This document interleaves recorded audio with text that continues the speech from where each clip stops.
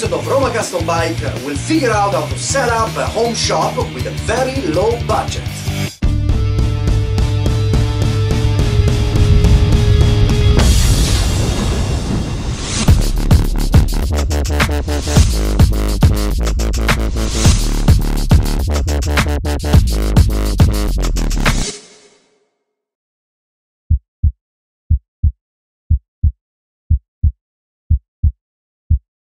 Hi everybody, I'm Custom Chaz and finally I managed to put together the episode everybody has been requesting.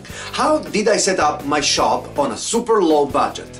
We'll check out some tools, the powder coating system and my modified CNC machine. We'll then wrap up the episode with the second and final part of the interview with Jack Cuttler from Barnstorm Cycle in Spencer, Massachusetts.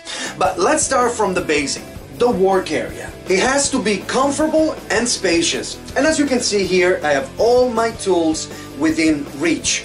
The wrenches, the pliers, the screwdrivers and everything. But let's talk about some more unusual tools. The ones needed for metal shaping. From the easy stuff like brackets and support to the more elaborate jobs like shaping a gas tank from scratch. My solution for a very inexpensive brake is to use a very thick piece of steel left over from a construction site, as you can see, as the top of my bench. I place the piece to bend on top of it and secure it with a square piece of tubing and a couple of vices. Now, with a little bit of strength and the help of a hammer,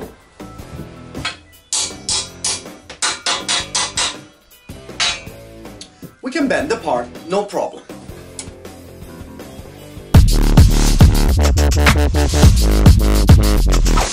While we're talking about hammers, here's the kit of bodywork hammers from Eastwood, along with the hand handles, an assortment of them, and it's very useful and totally inexpensive to repair sheet metal, remove dents on, and all around convincing metal to go where we want it to go.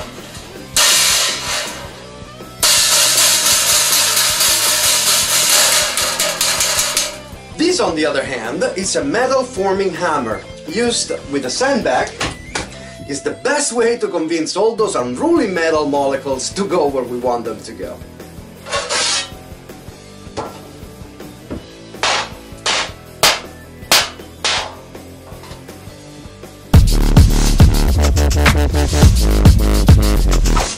For more complex jobs, I just got this shrinker and stretcher kit. This is useful to create compound curves. Let's say I want to raise the edge of a flat piece of metal like this. I place the edge inside, I force slightly with the lever, and as you can see, the edge starts automatically bending upwards. In case you make a mistake, you can always use the stretcher to fix it up. With this tool and eventually an English wheel, which we're gonna build very soon, you can make pretty much any kind of shape.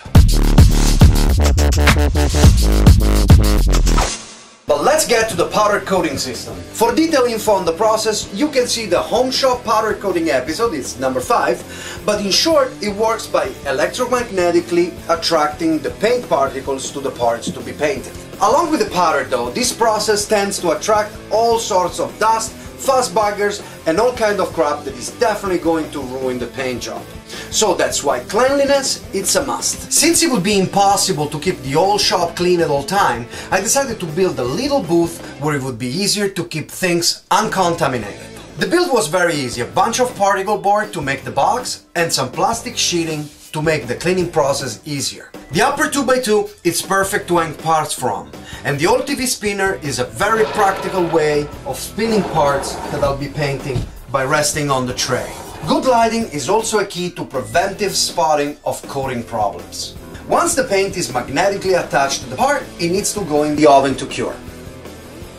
An old kitchen oven works very good for small parts, but then I decided to build my own to accommodate for larger parts like rims or tanks. After lots of brainstorming, I decided to use the Lego approach. I built a series of flat panels that then I assembled for the final box-like structure. To build each panel, I made a frame with some drywall C-shaped keels and closed the bottom side with some sheet metal and some rivets. Then I packed the inside with some roofing rock wool and then closed the top with more sheet metal and more rivets. Once I had 6 of these panels, I assembled them to form the box. Then I placed 2 1.5 kilowatt resistors, usually used for conventional ovens that I bought on eBay, inside. I added an additional 1.2 kilowatt resistor to the back of the oven for good measure, but I rarely use it. A couple of hinges and some hook secured the front panel, sealed by a gasket bought by the roll on eBay. For the window, I used some regular glass, and as you can see, it's already cracked. But tempered glass is very expensive, and as long as it holds, it'll be cool this way. This hole in the front panel allows me to stick the head of the thermometer right into the opening without having to open the entire door, losing a lot of heat in the process. The last 2 accessories I've installed are the thermostat and a fan, both for conventional oven and bought on eBay. So, this is my powder coating system. Was not easy to put it together, but it's totally worth doing, cause the results are factory good. Now, let's talk about my CNC machine. I bought this CNC used from a friend. It was designed to work on wood, but with a little bit of modification, I now manage to use it on metals.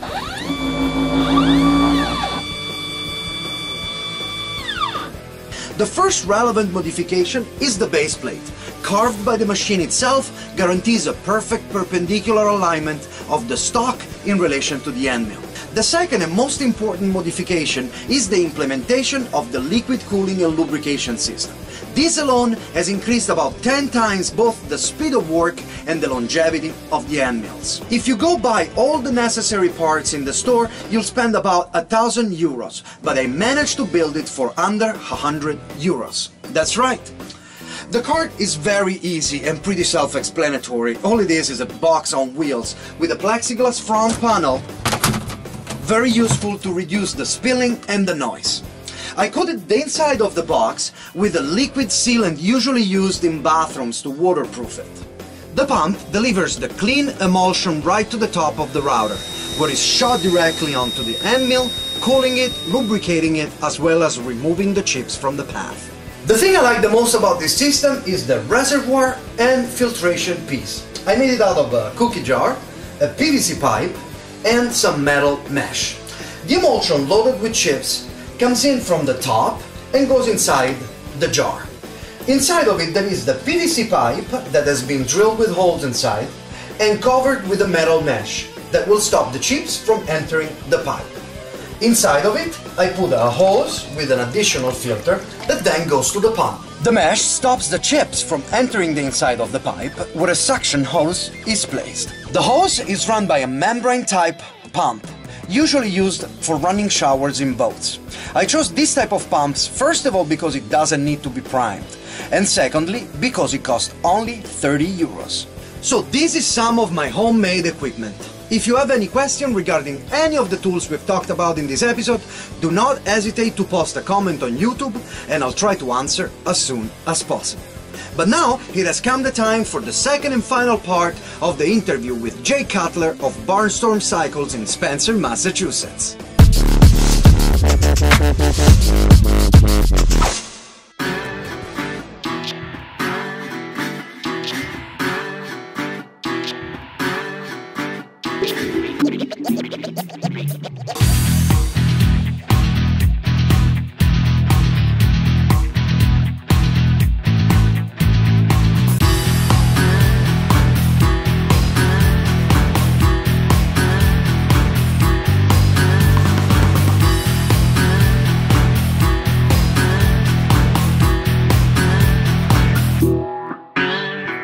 This is also another bike that we built for a customer. He actually brought in some of the components of the motorcycle to us. We kind of made it all work. It was kind of a hodgepodge of things that never were meant to go together. So we started off with the frame and the front end. So I had to do a lot of heavy modification to the front end to make it one, strong enough for the weight of this particular motorcycle and also to fit the aesthetics of the bike. So all the side plating that you see on the front end, that was all added to both reinforce it and make it kind of fit stylistically with the motorcycle. The leaf spring were a lot longer, shorten those way up. Did a couple of weird things with this. It's an air ride suspension system, and it also doubles as the kickstand. So what that means is that when the air is out of the suspension, the frame is resting on the ground, so there's no actual kickstand on the motorcycle. The left side tank is gasoline and the right side tank is oil, which isn't a new idea, but we thought it would be kind of neat for this particular build, and we ran all the lines exposed to just kind of emphasize the function of what's going on, so people kind of clued into it. Basically what he wanted is some kind of low, lean, mean looking, kind of rat rod-ish motorcycle. Another interesting thing about this bike is the rear wheel has got a Buell perimeter brake on it. It's really clean, it's really compact. You don't even really notice it's on there. And what that also does is the brake's on the left-hand side of the bike, so the high side of the motorcycle is super clean and wide open.